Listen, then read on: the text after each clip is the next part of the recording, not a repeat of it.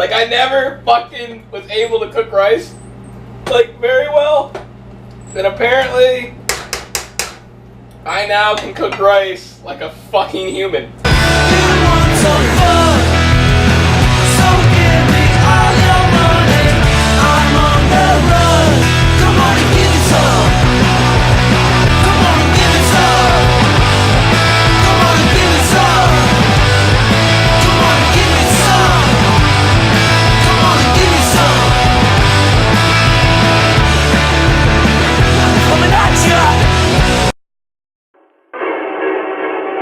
So Kanisha's got a hold of me, and it's time to go train motherfucking back, so get excited.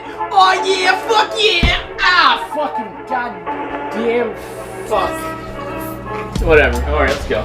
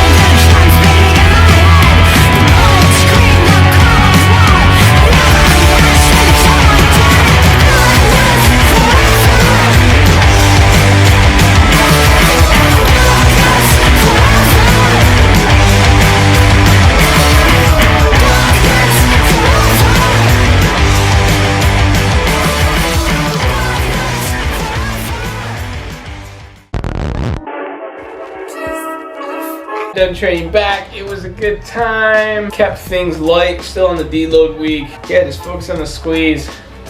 If you remember back, if some vlogs ago, I don't know, I said I was gonna put some more of myself into these vlogs, you know, tell you a little bit more about myself as, you know, time goes on, instead of just like, hey, here's my day, or here's some training footage, and blah, blah, like. So this is gonna be one of those vlogs where I talk a little bit more about myself. So hopefully throughout this, if you keep following, keep watching, you'll have a better understanding on how my fucking mind works, what makes, damn it, go.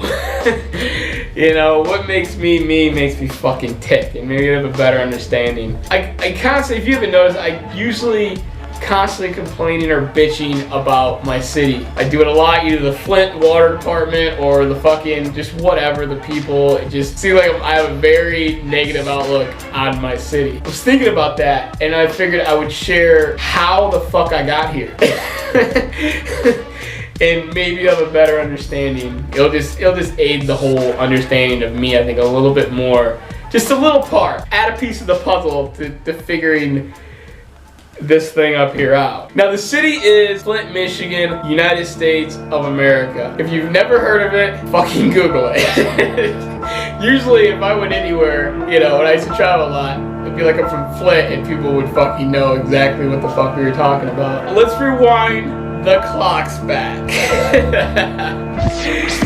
So basically, my folks, my mother and my father separated, and my mother moved to this town to live with her boyfriend here. That boyfriend's the one that's responsible for the broken elbow that I was talking about. I'll link that somewhere above if you want to hear that story. So when my mom moved here with her boyfriend, like, we would be staying in like random hotels and motels and shit for like a couple months at a time or whatever. Nothing was ever really fucking stable, ever. For the longest time, I was just going back and forth. I was going back and forth between the city I was living to the city, you know, to this city. And I remember at that time, just, I was always getting thrown around, just from different city to city, city to city all the time. Like, I've lived in a lot of different places, but no matter where I lived, I always ended up back in this city. So when I stopped getting, you know, thrown around like a sack of potatoes, so to speak, and I got enrolled into school here, so stuff started to be more permanent. I think I was leaving grade school into junior high, so I was fairly young. Now going into junior high, you start to develop, a lot of development happens in junior high. You start becoming your own person, so to speak, you know what I mean? You start meeting friends, building your own little life. You know, I remember in junior high, I met my 3 closest friends. Now I consider them brothers, family. Rec, Old Dirty Shan, and fucking Joffle, man. If you guys watch this, I love you. I'm sorry the fuck that I haven't been in touch more.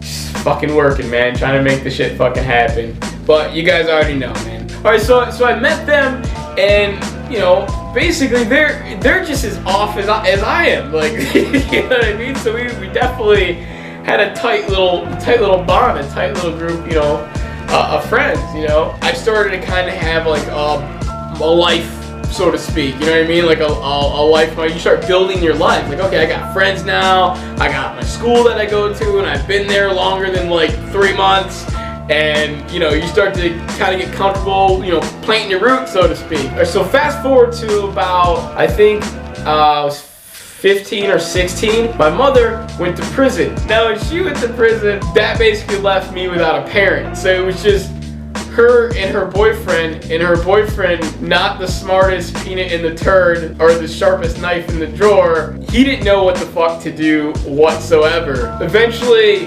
my friend's parents, they were like family to me at that time anyways. They reached out to me and they let me, you know, come live with them for a while. I remember somebody at my high school found out about about my mom going to prison, and then someone called Protective Services, and that's when I got put into the system, Protected Child Service system. So at this point, I was a foster child. I got picked up out of class one day in high school, and they fucking threw me in a squad car with handcuffs and all this shit, and they drove me all the way to fucking Detroit, which is like an hour away from here, to this place called Don Bosco, where it's basically like, it's supposed to be like an orphanage sort of thing, you know what I mean? But they were treating it as like a juvenile center or something. Like, it was crazy. The kids are walking around in orange jumpsuits and fucking Bob Barker soap and flip-flops. It's fucked up. So I was there for a while. I missed so much fucking school. They were supposed to put us in school. They didn't put me in fucking school. And then one of my buddies, Jolf, his mom,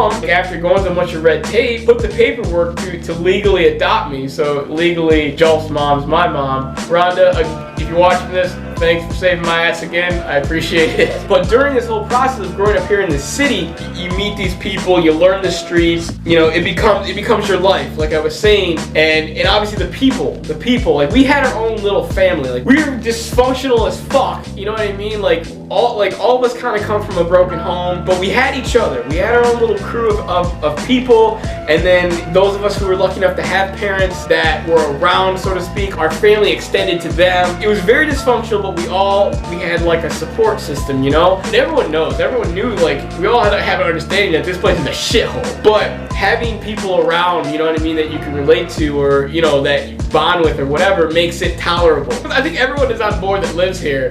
And this town is a fucking shithole. And if you're one of the people that are thinking like, hey, no, it's coming back, we're doing it. All right, let me put it like this. You can put a bow tie on a turd, and guess what? It's still a fucking turd. Okay? Like I said, you have a family, so to speak. You have friends. You have like this whole little life you built. It becomes harder to leave here. If you remember from another vlog, I was saying that I fell off the map. Like, I disappeared. I locked myself away for like half a decade, if not more. So when I did that, the whole family, the whole vibe, the whole thing it was kind of gone. Kind of fell apart. So all I'm left with is the shell, which is the shithole town.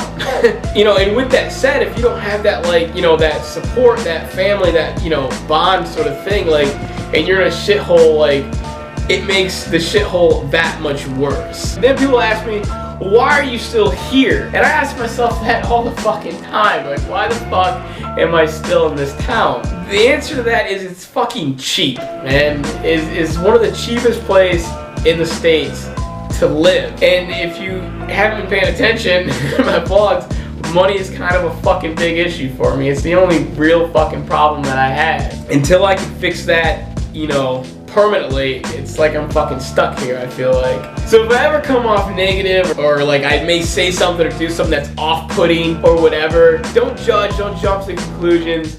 Like, just keep in mind that everyone has a story. And I have one hell of a story.